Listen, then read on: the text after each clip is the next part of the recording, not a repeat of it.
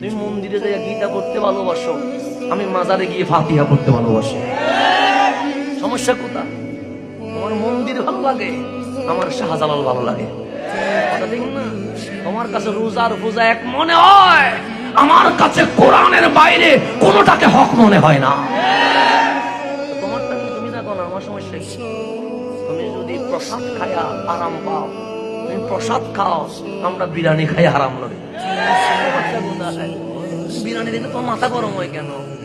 তুমি যে প্রসাদ খাচ্ছ, আমি তো কোনো কিছু বলি নাই। কথা ঠিক না? আমি তো তোমাকে বলি নাই যে খেতে পারবা না, খাও না। কালকে প্রমাণ হবে তোমার গীতাই বাঁচাবে না আমার নবী বাঁচাবে। কালকের জন্য ছেড়ে দাও, আজকে মারামারি করা দরকার কি? ইসলামকে আর কত হাসি বানাবা? এই মাজারওয়ালারাই মসজিদ বানাইয়া দিয়েছে বিদায় আমরা মসজিদওয়ালা হইতে পারছি। তুমি মাজার ভাঙ্গি মন্দির বাড়া দাও, এটা কোন ইসলাম?